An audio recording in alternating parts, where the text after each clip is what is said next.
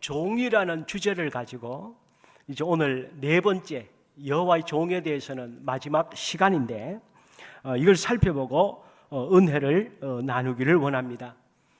여호와의 종에 대한 이사야를 통한 하나님의 예언 중에서 가장 유명한 본문이 오늘 우리가 읽었던 이사야 53장이죠. 이사야 53장은 창세기부터 말라기까지 있는 구약 성경 전체 중에서도 가장 우리가 많이 알고 있고 많이 읽기도 하고 1년에 몇 차례는 반드시 이 본문을 가지고 설교를 하는 것이 이사야 53장입니다. 가장 유명한 구절이죠. 예수님께서 고난받는 메시아, 인류를 구원하실 때에 인간이 지은 죄를 예수님께서 대신 지시고 고난받으신 것을 미리 예언된 유명한 본문이 오늘 말씀입니다. 근데 우리는 그래서 이사야 52장 오늘 13절부터 이사야 53장 전체를 읽을 때가 되면 우리 마음에 주님께 대한 미안한 마음도 있고 감사한 마음도 있고 죄는 내가 지었는데 예수님이 찔리시고 매맞으시고 침뱉음 당하시고 십자가에 달린 것 생각하면 마음이 찢어지고 죄송스럽고 안타까운 그런 본문 아니겠습니까? 그런데 우리는 메시아이신 예수님에 대해서 이런 감사한 마음으로 이사야 53장을 읽는데 지금도 메시아를 기다린다고 하는 유대인들은 구약에 있는 선지자들의 말씀도 다 믿고 따른다고 하면서도 이들은 지금도 이사야 53장은 안 읽습니다. 그리고 보려고도 하지 않고 알려고도 하지 않고 인정하려고 하지 않아요. 왜냐하면 이스라엘 유대인들은 메시아를 자기들은 이런 메시아를 원하는 것이 아니라는 거예요. 이들은 왕을 원하는 거예요. 즉 하나님이 보내주시는 우리가 원하는 메시아는 만왕의 왕으로 그리고 우리를 죄에서 구원하고 마귀를 심판하고 세상을 심판하는 뻑적지근한 엄청난 능력자 메시아를 우리는 기대하지 이사야 53장의 메시아는 두드려 맞고 채찍에 맞고 살이 찢어지고 피 흘리고 이런 비참한 처참한 메시아를 우리는 기대하지 않는다는 거예요. 그래서 이들은 예수 그리스도를 그래서 믿지 않는 거예요.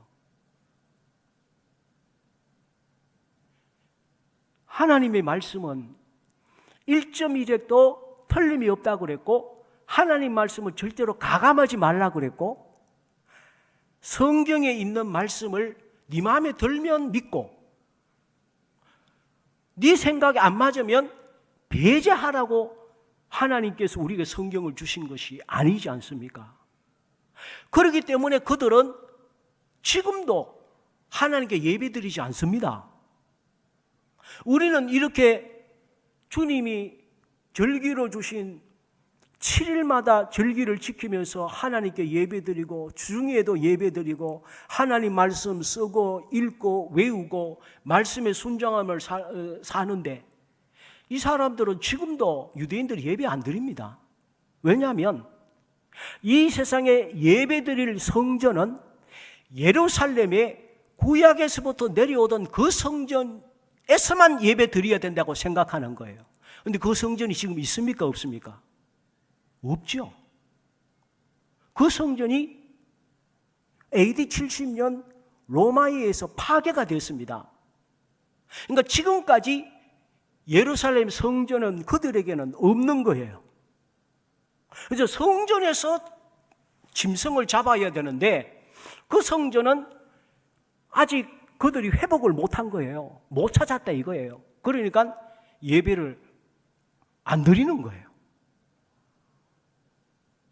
그러니까 성경에 있는 중심 내용을 그들은 하나님이 주신 말씀대로 믿어야 되는데 자기들이 해석한 대로 하나님을 따르고 있는 거예요. 얼마나 답답합니까? 그러고도 구원은 받기를 원하고 그러고도 천국 가기는 원하니 답답할 노릇인 것이죠. 그러므로 오늘 우리는 성경대로 믿어야 됩니다. 성경대로 신앙생활해야 됩니다. 그리고 여호와의 하나님이 원하시는 여호와의 종으로 우리 시대를 살아야지 성경에 하나님은 여호와의 종은 이렇다는 것을 정의를 내려주셨습니다. 정체성을 딱 못을 박아놨는데 여호와의 종이 여호와의 종답지 않게 살면 안 되는 것이죠. 그러면 여호와의 종이신 예수 그리스도, 그러면서 예수님께서 천국에 올라가시면서 우리에게 이제는 너희가 나의 종으로서 이런 일을 종의 사명을 감당하도록 우리에게 사명을 주셨습니다. 오늘 여호와의 종은 그러면 어떻게 삶을 살아가고 우리의 인생을 살아야 될까요? 첫 번째로 보면 여호와의 종은 오늘 본문에 의하면 의로운 고난을 감당하면서 사는 사람이다 라고 하는 것입니다. 여호와의 종은 따라해 봅시다. 의로운 고난을 받는다. 여호와의 종은 고난을 받되 의로운 고난을 받는 것이 여호와의 종입니다. 성경에 보면 고난이라는 종류가 굉장히 많이 있죠. 그 중에 하나가 부끄러운 고난이 있습니다. 고난 중에서도 부끄러운 고난이 있어요. 이 부끄러운 고난은 자기가 지은 죄 때문에 죄의 결과로 본인이 받는 것, 이거를 부끄러운 고난이라고 하는 것이죠. 우리가 죄를 지으며 살다 보니까 알게 모르게, 그리고 우리 자신을 절제하지 못하고 통제하지 못해서 탕자처럼 실수하고 죄를 지을 수 있습니다. 그 결과로 돼지와 같은 신세로 전락하는 결과를 초래하고 말았죠. 부끄러운 일을 당했습니다. 우리도 주님을 섬기지만 성령 충만하지 못하거나 하나님만 바라보지 못하고 살다가 보면 내가 지은 죄 때문에 내가 부끄러움을 당할 수 있는 것이죠. 베드로전서 4장 15절에 보면 너희 중에 누구든지 살인이나 도적질이나 악행이나 남의 일을 간섭하는 자로 고난을 받지 말려니와. 그러므로 고난 중에서도 제일 안 좋은 고난은 내가 지은 죄 때문에 내가 당하는 고난. 가능하면 이런 일은 없어야 되겠죠. 우리 장로님께서 기도하셨습니다마는 이 코로나 상황, 이게 하나님께서 주신 계획 속에 있는 우리가 지은 죄의 결과가 아닐 수도 있습니다. 그러나 일반적으로 생각할 때에 많은 병리학자들이나 사회학자들이나 환경학자들이나 또 모든 사람들이 생각할 때 이 코로나는 우리 인간이 이걸 초래했다. 대부분이 이렇게 얘기들 합니다. 그 이유를 보면 1900년대까지는 전 세계 지구 환경에서 1900년 어간까지는 인간이 차지하는 지역이 지구 전체의 14%밖에 안 되었다고 합니다. 14%. 그런데 2000년대가 되면서 인간의 과학 문명이 발달하면서 나머지 86%는 자연과 동식물들이 차지하고 있던 그 지역을 우리 인간이 기하급수적으로 침범을 하고 확장을 시키면서 지금은 지구의 77%를 인간이 관장을 하고 있다는 거예요. 그러니 2000년대 들어서 20세기 들어서부터 전 세계에 바이러스를 비롯한 전염병이 수십 번을 계속해서 발생하는 것은 결국은 우리 인간의 잘못으로 환경을 잘못 취급한 그 결과로 초래했다고밖에 말할 수가 없는 것이죠. 그리고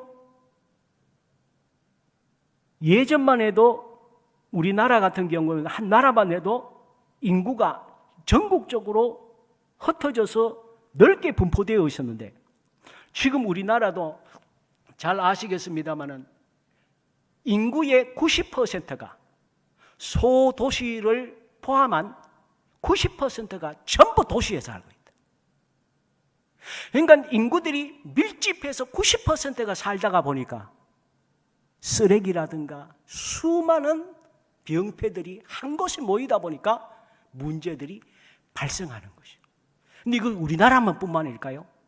전 세계의 인구의 90%가 소도시를 비롯해서 전부 도시에 살고 있는 것입니다.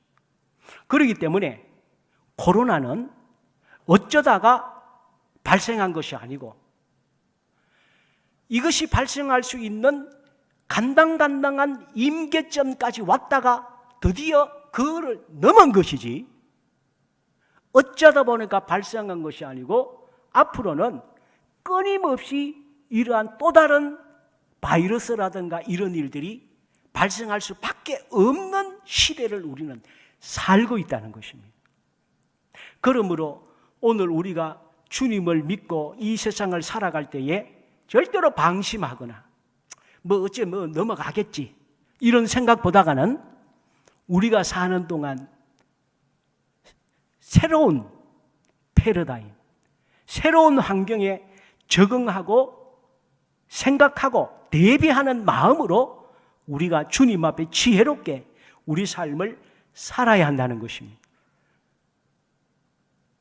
또 고난 중에는 부당한 고난도 있죠. 애매한 고난이 있습니다. 이걸 성경은 애매한 고난이라고 하는데 선행이나 악행의 결과가 아니라 이유를 쉽게 파악하기 어려운 고난이 있습니다. 내가 죄를 안 지었는데 주위 사람이 죄 지은 것 때문에 나에게까지 나쁜 영향이 미치는 일들인 것입니다. 우리는 수많은 관계들 속에 살기 때문에 구조적인 문제가 있습니다. 지금은 인간을 사회적 동물이라고 하듯이 모든 사람들과의 구조적으로 얽혀져 있는 관계 속에 살고 있기 때문에 나의 실수나 내 잘못이 아님에도 불구하고 타인에 의해서 어려움 속에 말려 들어가는 상황 속에 살고 있는 것입니다. 그렇기 때문에 내가 잘못해도 주위 사람들까지 어려움을 주기도 하고 다른 사람의 잘못 때문에 잘못 없는 나도 어려움을 당하는 경우도 있다고 하는 것입니다. 이런 일들을 우리는 어떻게 해석해야 될까요? 하나님께 아무리 기도해도 내가 왜 지금 이 어려움을 당하고 있는지 아무리 기도해도 깨달아지지 않는 문제들이 있는 것입니다. 이럴 경우에 우리는 시험에 들잖아요. 하나님, 저는 기도 생활, 예배 생활, 말씀 생활 열심히 믿음을 지키고 그렇게 열심히 살고 있는데 왜 생각지 못하게 내가 깊은 병에 들고 갑자기 사고가 나고 어려움이 생기고 왜 이런 일이 있습니까? 내가 뭔 잘못을 했는데 내가 이런 일이 있습니까? 라고 생각하지만 이유를 모르는 고난이 있습니다. 이럴 때 우리는 이걸 어떻게 받아들여야 될까요? 바로 이러한 때에 우리가 바라보고 교훈 삼아야 될 분이 예수님이라는 이런 고난을 우리는 애매한 고난, 부당한 고난이에요. 내 잘못이 아니지만 어려움 속에 들어간 것이죠. 이럴 경우에 베드로전서 2장 19절에 보면 주님께서 말씀을 했습니다. 부당하게 고난을 받아도 하나님을 생각함으로 슬픔을 참으면 이는 아름다우나. 바로 이럴 때 우리는 예수님을 생각해야 됩니다. 예수님만큼 억울하신 분이 누가 있습니까? 예수님이 죄를 지었습니까? 우리 인간을 위해서 뭐 잘못한 게 있습니까? 우리를 아낌없이 주셨는데 예수님은 너무너무 고난을 당하셨죠. 그러나 예수님은 거기에 대해서 하나님 아버지께 절대로 부당하다고 말씀하지 않으십니다.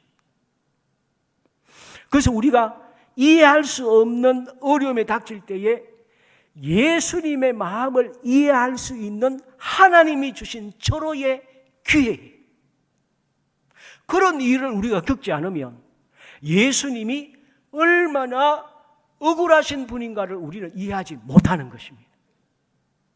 그럴 때에 우리는 예수님 생각하면서 참고 인내하고 감춰진 하나님의 축복을 기다리면서 살아야 되는 거예요. 그리고 오늘 주님께서 우리에게 원하시는 여호와의 종의 받을 고난은 의로운 고난입니다. 예수님은 부당한 고난도 받으셨지만 의로운 고난을 당하셨습니다. 성경에 보면 선지자나 수많은 여호와의 종들은 하나님의 사명에 순종해서 하나님의 영광을 감당하는 과정 속에서 고난을 받았습니다. 그러므로 우리가 인생에서 당하는 고난 중에서 가장 가치 있는 고난이 의로운 고난입니다. 베드로전서 2장 20절 21절에 보니까 오직 선을 행함으로 고난을 받고 참으면 이는 하나님 앞에 아름다우니라. 이를 위하여 너희가 부르심을 받았으니 그리스도도 너희를 위하여 고난을 받으사 너희에게 본을 끼쳐 그 자취를 따라오게 하셨느니라. 예수님은 의로운 십자가의 고난을 받으셨습니다. 인격적으로 깊은 모독을 받으시고 멸시와 수치와 치욕을 받으셨습니다. 예수님은 사람이 받을 수 있는 모든 고통을 다 받으셨습니다. 그래서 지난주 본문인 이사야 50장 6절에 보면 그렇게 말씀하셨습니다.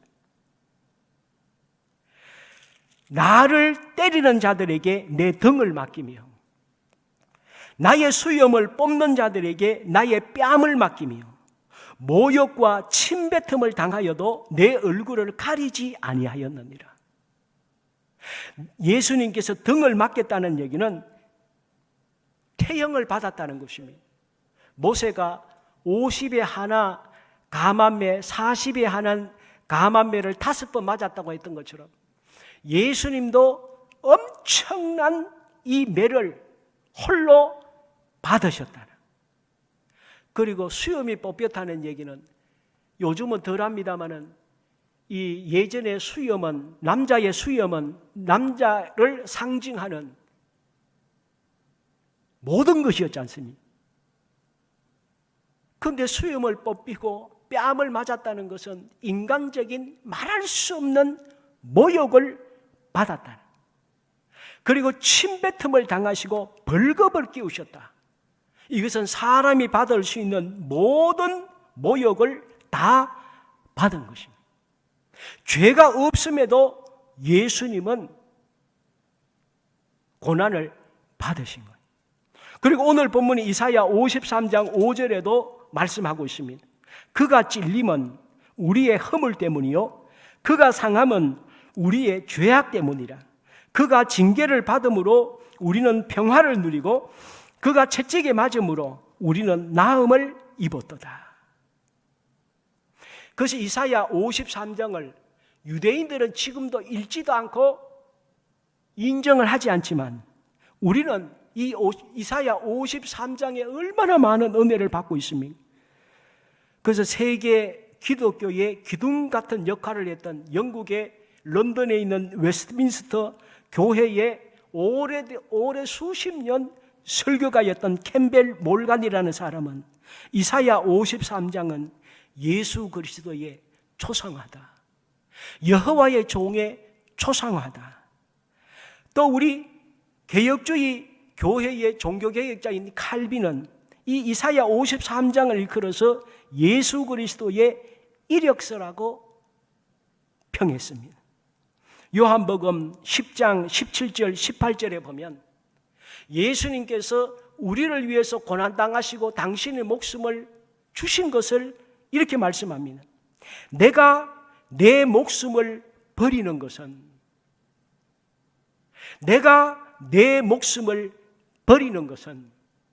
내가 다시 얻기 위함이다. 내가 죽어서 나 혼자 사는 것 아니고 나를 믿고 따르는 모든 이 세상에 존재하는 모든 사람 가운데서 나를 믿는 모든 사람을 죽음에서 살리기 위해서 내 목숨을 버린다고 예수님께서 말씀하신 것입니다.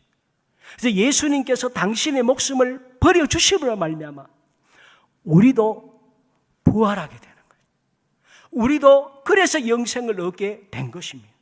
그러면서 주님께서 말씀하십니다. 내가 내 목숨을 스스로 버린다. 마귀가 나를 이겨서 내가 죽는 것이 아니고 내 목숨을 내가 스스로 버린다.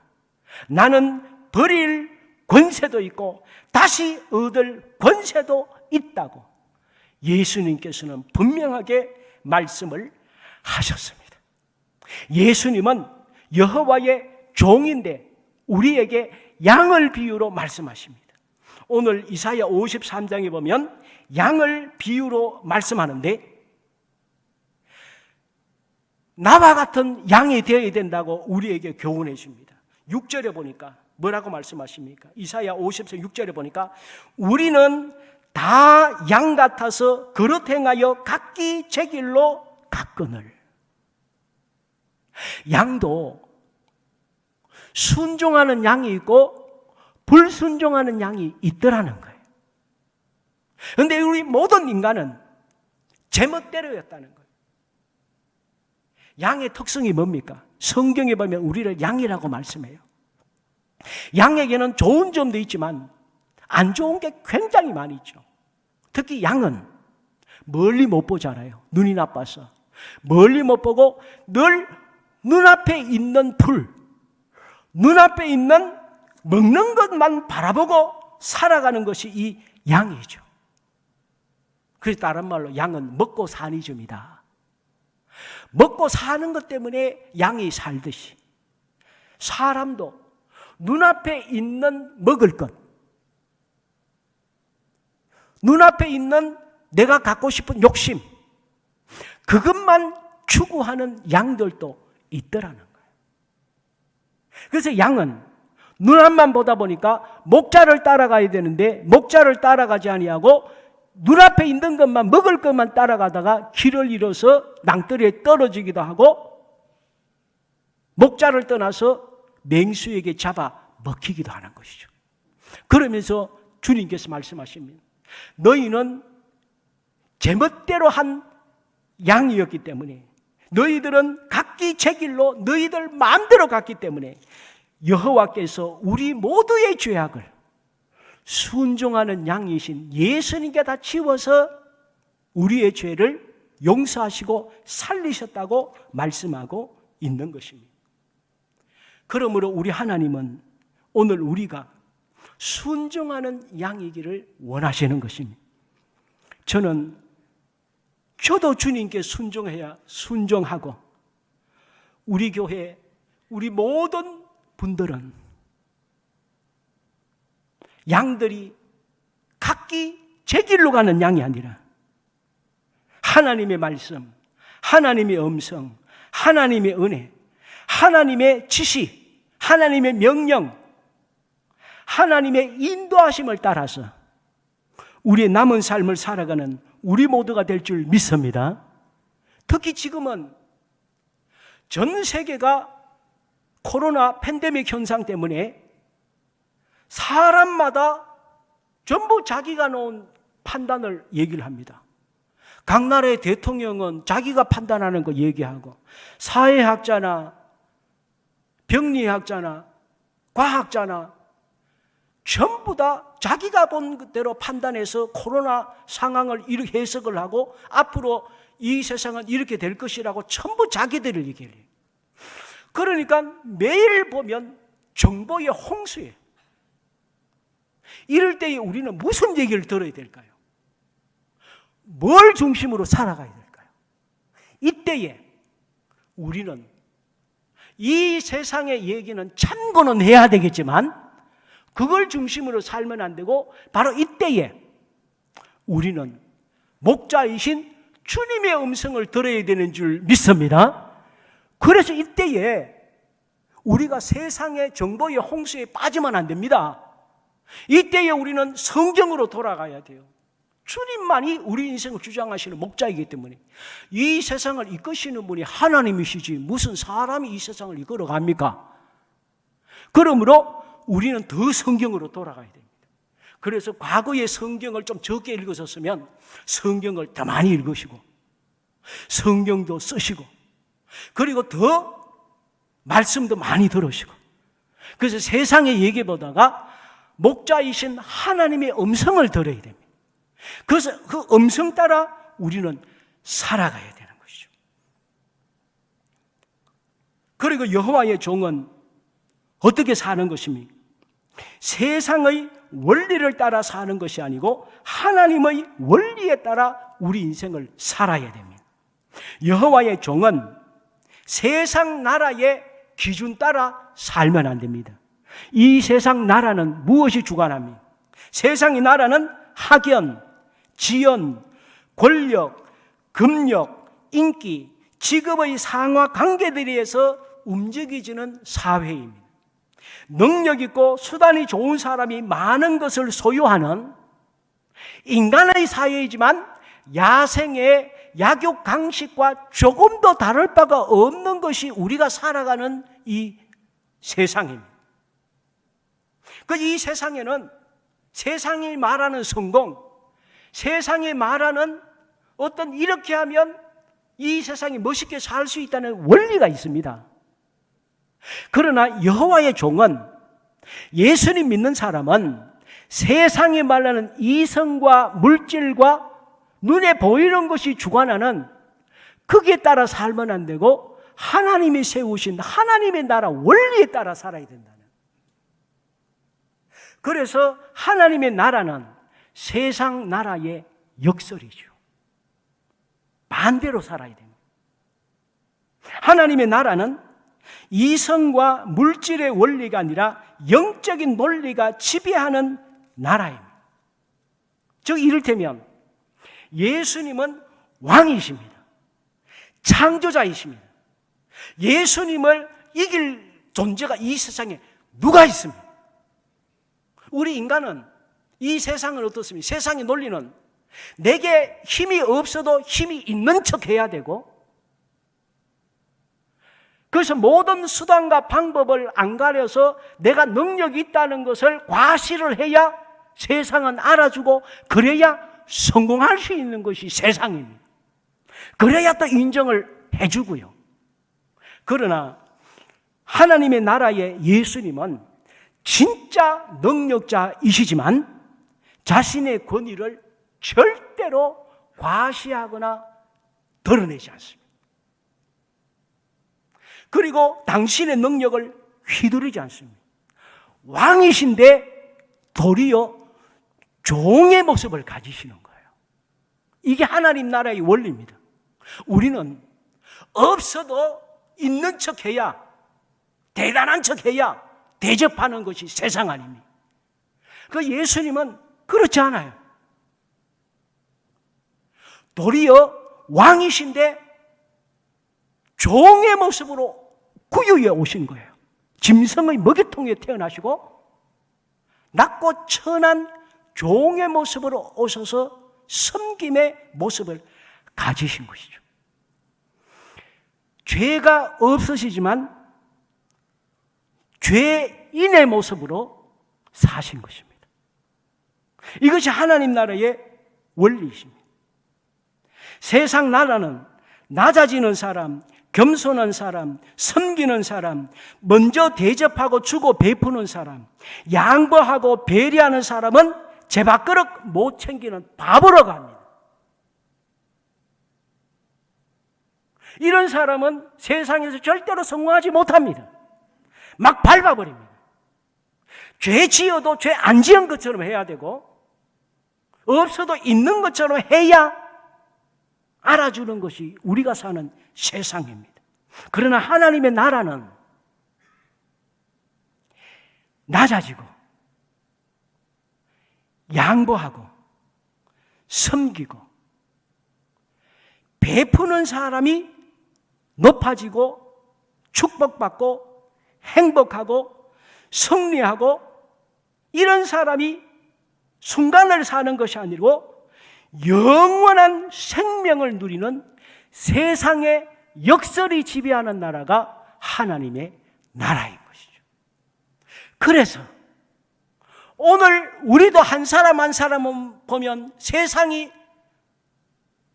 인정할 만한 대단한 사람들이라고 할 수 있지만, 우리는 그렇게 폼내거나 하지 아니하고 하나님의 은혜에 감사해서 오늘 또 이 자리에 주님 앞에 나온 줄 믿습니다. 그래서 하나님의 나라를 사는 여호와의 종은 세상 사람들이 봤을 때는 저 사람 대단한 것 같은데 너무 겸손해.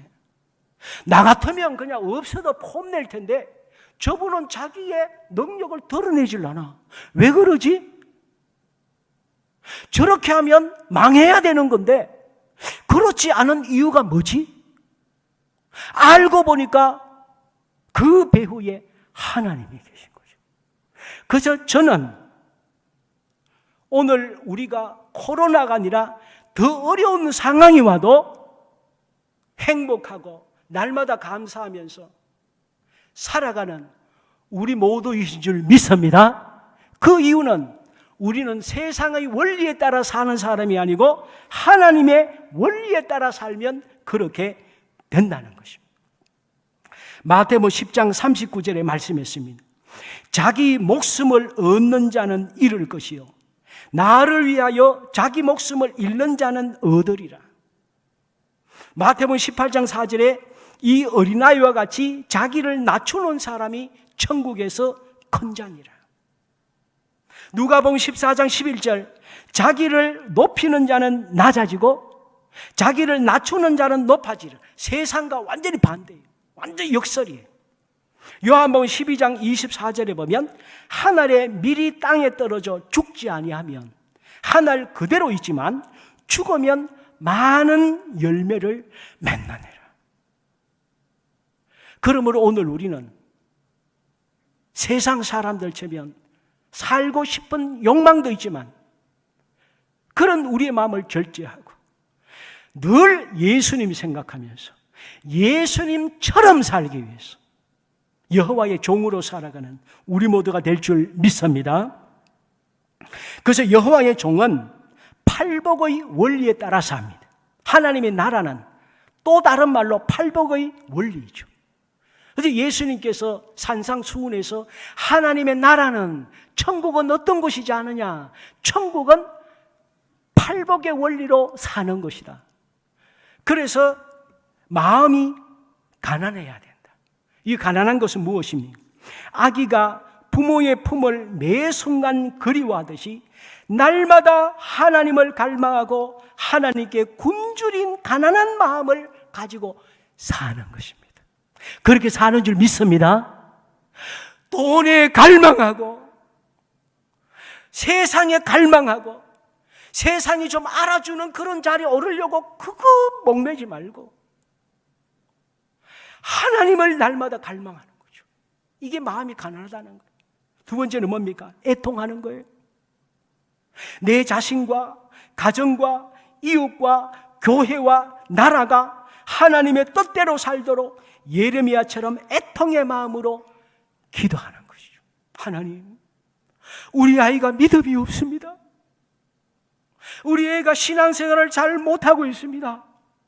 하나님께 순종하는 양이 아니고 제멋대로 각기 제 길로 가는 양처럼 살고 있습니다. 하나님, 저를 불쌍히 여겨주시고 우리 아이들이 주님께 순종하는 양이 되어주세요. 애통하는 마음. 온유한 마음은 무엇입니까? 많은 능력이 있으나 자신을 과시하지 않아요. 그리고 도리어 따뜻하고 넓은 마음으로 주의 사랑을 베풀며 예수님처럼 사는 것이죠. 그리고 네 번째는 의입니다. 무엇입니까? 여기에서 의는 하나님의 정의죠. 하나님의 정의와 공의를 말합니다. 세상이 말하는 정의와 공의 아닙니다. 늘 세상에는 정의와 공의가 없습니다. 하나님의 정의를 이 땅에 세우고자 수고하고 애쓰는, 그리고 긍휼이죠.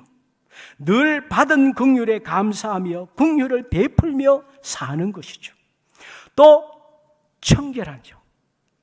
말씀을 거울에 자신을 비추어서 깨끗하게 사는 것이죠. 지금 우리가 성경 쓰기를 하고 있습니다. 순종해서 하는 분들도 있지만 또 죽으라고 말 안 듣는 분들이 있습니다. 안 하는 사람이 있어요. 팔이 아파서 못하는 분들은 어쩔 수 없이 다른 방법을 하시면 되지만 성경 죽으라고 안 읽고 안 듣고 그냥 하는 분들이 이런 얘기하면 안 되지. 우리 교회는 한 사람도 없는 줄 믿습니다. 한 사람.